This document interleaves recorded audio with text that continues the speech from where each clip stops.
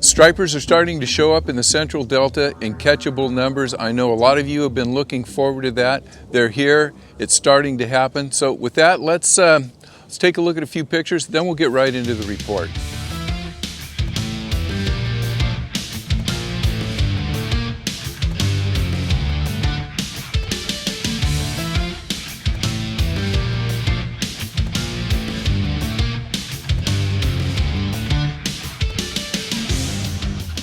Hi everyone, thanks for joining me. You're watching In Deep on the Delta. This is the weekly fishing report for October 30th. We don't have a whole lot of river business, so we're going to be able to jump into the report real quick. I will say for all you guys that have been asking for the In Deep on the Delta merch, especially the hats, I got a new shipment of hats in, so they're ready to go. Give me a holler, make sure we can get those hats to you or ship them to you however you need them. If you're looking for merch, you can hit me up at scooper, that's SCOOPER 9561032 at gmail.com, and we'll make sure you get that merchandise. You can also send your reports into that same address, your reports and pictures if you're out here fishing. And let's start off by I want to thank everybody for sending in those reports weekly, week after week. You guys make it easy for me to do the reports on Thursday, so keep those cards and letters rolling in along with your reports and pictures. Let's start off with the fishing situation up at Clear Lake. They had the Yamamoto tournament up there last week, and from what I understand, it was nasty, brutal weather. You know, the wind came up. I think this front that came in last week hit up there a lot stronger than it hit down here. I'd heard there was 3, 4, maybe even 5 foot rollers out on Clear Lake, and for you guys that know Clear Lake, you know when that wind blows down the middle of the lake, it can get nasty, and I guess it was a brutal day. So for the tournament up there, for the weather, in the situation that it was, they had pretty good weights. The pro side was one with a 22.7 pound bag. The kayak division was one with 94 inches. I think that's a pretty darn good bag of fish, 94 inches. And the AM side was one with 21.5 pounds. That's not Clear Lake tournament weight, but you know, nothing is on fire right now, whether you're fishing Clear Lake, Pedro, the Delta. Those are pretty good weights. I did talk to Christian Ostrander. Christian's been fishing up there. He fished after the storm, and he has been doing very well with big fish. He's throwing LV500s and deep diving crankbaits. I think I talked to him Tuesday. He had just landed a fish that was over 8 pounds, and he had several others that he had over 5 pounds on that particular day. So again, whether we're fishing about talking about Clear Lake, Don Pedro, the Delta, wherever we're fishing, this is a transitional time of year, and it is a day-to-day type of situation. So one day can be feast, the next day can be famine. So just keep that in mind. Let's move on down to a little bit south. We'll talk about Don Pedro. I talked to Aaron out at Central Valley Bait and Tackle. And I have to give a shout out to Aaron because he's been very honest. He said this week the fishing just has, it's been fair to slow. It's not the time to go up there and take a day off of work and go fishing. It's been just fair for the last couple of weeks. There are people up there, they're catching fish, but it's just been fairly tough. Pedro is an excellent fishery in the winter, but it hasn't broken into its wintertime potential. We'll just call it the wintertime potential. That's going to take us right on in to the Delta, and I'll give you my thoughts on what's going on as far as water conditions here.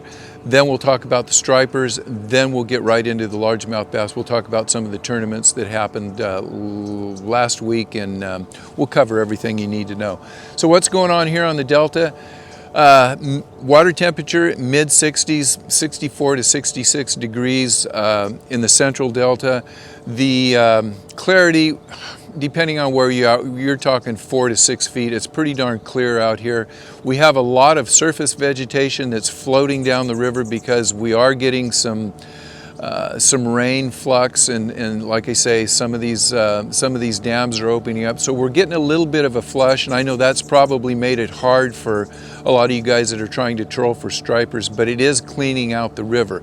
Traffic and fishing pressure, especially on the weekdays, have been extremely light. We have had some tournaments happening on the weekends, so you see a few more boats on the weekend, but by all in all, pressure is very light here. We have had some fog, and what you can see, like you see that out behind me, you might see that island out there. About 15 minutes ago, you couldn't see that island. The sun just came up and it's burned off the fog, but we have had some extremely foggy mornings. Be careful when you get out there in the fog, and take your time and just be safe out there. Let's talk about what's going on with the striper. You saw, I had that one nice striper that you saw me catch in the intro, but all in all, even though the stripers are moving into the central Delta and there's a lot more fish, the quality has not been great.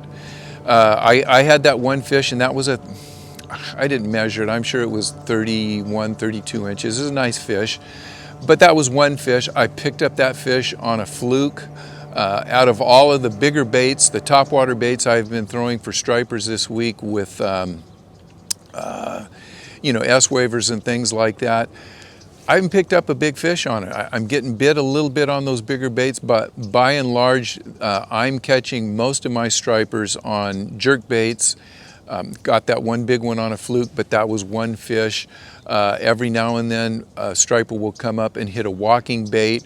And also, I think if you're going to throw light tackle for stripers in the central Delta, one bait that has been pretty darn consistent is a white chatterbait. Now, when I'm talking about the central Delta, I've been out fishing Frank's Track. There are fish out there. They're not schooled up. You have to move around to find those fish. But if you stay around island points, if you stay around flats they're not on shallow flats for me. They're on flats that are 3 to 5 or 6 feet deep, island points, and then rock points that have some moving water. There's fish in there. If they're not there, boy, you better get out of there fast and move around and find the fish. And again, if you throw in jerk baits, if you're throwing a white chatterbait or occasionally a topwater walking bait, you're going to get some fish. Now, my friend Eddie, the Fish King, he has been out, and again, we're talking, when we're fishing the channel in the central Delta, I'm talking about between Prisoner's Point and Lads. There are a lot of fish that have moved in there. There are a lot of schoolie fish. A lot of these fish are 15 to 17, 18 inches. You're going to get a sprinkling of those fish that are 18 to 20, 22 inches.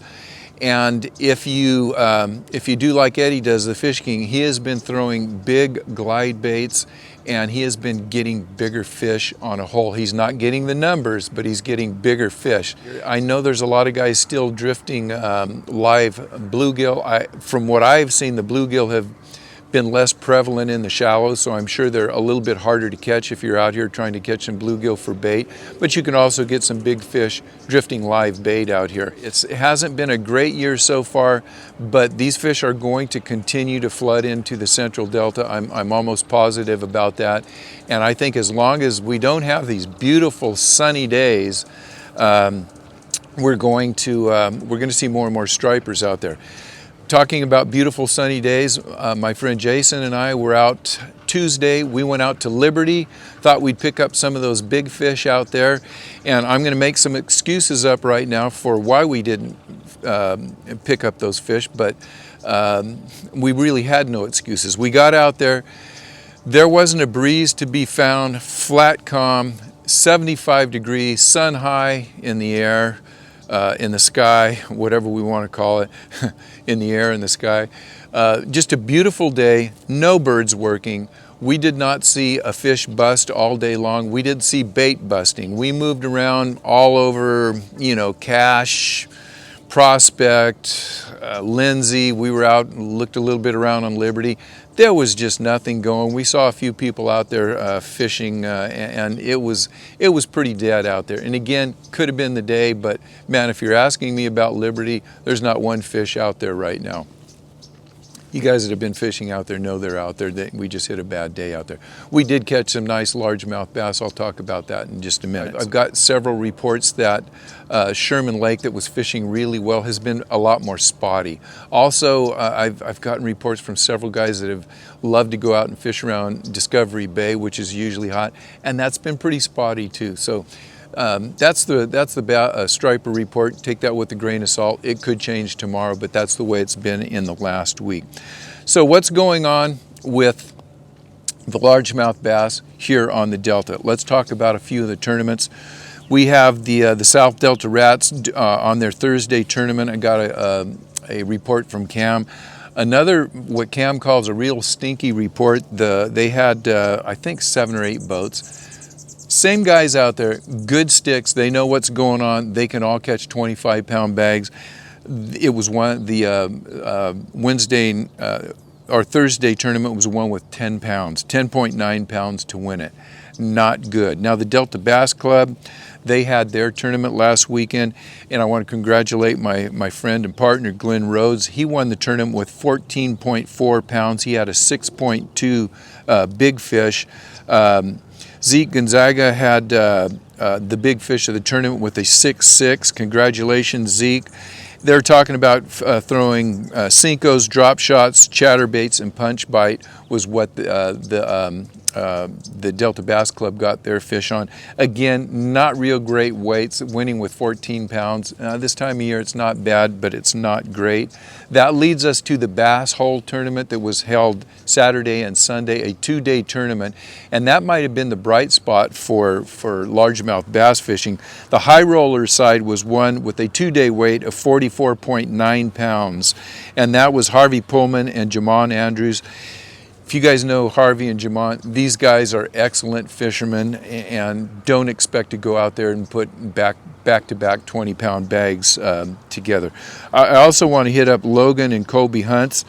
They also, well, they had 43.9. They were second place on the high roller side. I want to congratulate both of those teams because they were able to back up 2 days with back-to-back 20-pound plus days. I think Kobe and Logan, they had a big fish of 7.9 pounds. Check this out. The big fish of the tournament was 9.77. Congratulations to Greg Woods for that. And I think the high rollers had, what they have, 18 boats. I think, yeah, 18 boats. The low rollers had 15 boats. These are the amateurs. They had first place 26.8 pounds. That's Peter Lloyd and Will Carthong. I hope I'm pronouncing that right. But, you know, 26 pound, almost 27 pounds for 2 days. That's, you know, 13, 14 pound average. Not too bad. I talked to Rob. Rob said that the big fish, the 8 something and 9 something, they were both caught on frogs. Most of the fish, the big fish that came in on Saturday, were all caught on topwater, either frogs, buzz baits, walking baits, ploppers, moving baits, topwater moving baits. So all the big fish were caught Saturday on topwater baits. Sunday was a different story. The topwater bite died off, and most of the fish that were caught were on basically moving baits, subsurface moving baits. We're talking about jerk baits, chatter baits, and crank baits. So with that, that was the bass hole tournament. Everyone that was out this week, the weekend anglers, everyone caught fish, but a lot of small fish. The numbers are decreasing. The bigger fish were harder to come by, and the fishing is still decent, but it's slow, and you have to work for everything that you get. Nothing's free right now, but just remember, if you want to get in some fishing, the weather's nice. You can come out here, you can still catch fish. I have a feeling in the next couple weeks I'm going to have to tell you, as you know, the water temperatures start to drop, it's going to go off here, not in a good way, not in a good way. It's going to go off in a bad way. As soon as that water temperature starts getting around, closer to the high 50s, we're going to have some problems here. The bottom line is, it's still fishing good out here, but you really got to work for your fish. I told you we were out at Liberty, Jason and I think we were out there Tuesday. Although we didn't catch any stripers, we had a decent day for largemouth bass. Jason had a really decent day. He had about 7 or 8 fish that were all between about, I'll say, 2 1/4 and 3, maybe low 3s. Nice solid fish. We didn't get any big ones. But we had to move around. The low incoming tide was the tide that we were fishing out there, and there wasn't much of a tide.